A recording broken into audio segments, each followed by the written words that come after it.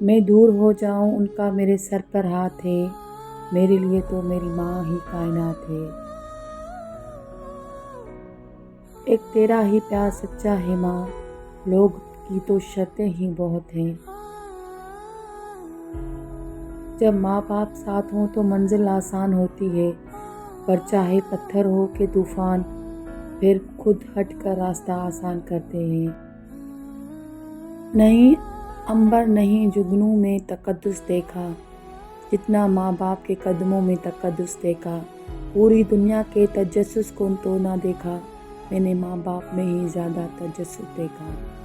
والدین کے ساتھ حسن سلوک فرض بھی ہے اور قرض بھی۔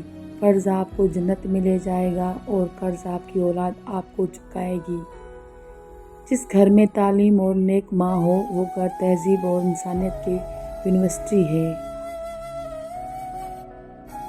وہ دولت کہاں ملے گی بادشاہوں کے خزانوں میں، جو میں نے پائی ہے ماں باپ کے پیر دبانے میں۔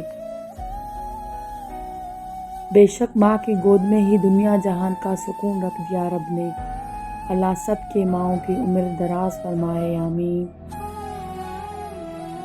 ذرا سی چوٹ لگے تو وہ آنسو بہا دیتی ہے، اپنے سکون بھری گود میں سلا دیتی ہے۔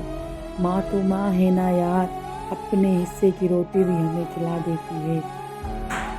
اس دھرتی پر تمہاری واحد محبوبہ تمہاری ماں ہے، اگر وہ مر جائے تو تمہاری محبت کی کہانی ختم ہو جاتی ہے۔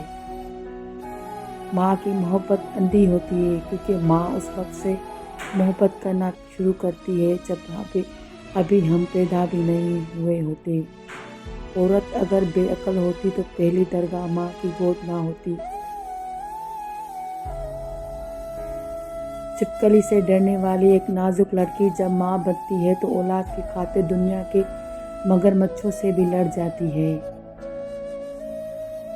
مکافات عمل ٹل نہیں سکتا، تاخیر ضرور ہو سکتی ہے۔ ماں باپ کو ستانے والے کو موت سے پہلے نقد سزا ملتی ہے، دنیا میں ذلت، قبر میں عذاب اور حشر میں رسوائی۔ یہ جو ماں ہوتی ہے نا، سب کی سانجھی ہوتی ہے۔ اپنی ماں کے ساتھ ساتھ دوسروں کی ماؤں کی بھی عزت و احترام کرو۔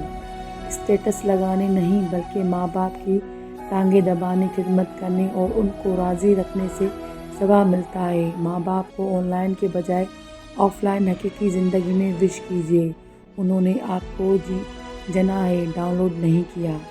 بد نصیب ہے وہ شخص جو والدین کی خدمت کر کے ان کی دعا نہیں لیتا اور لوگوں سے کہتا پھرتا ہے کہ میرے لیے دعا کرنا۔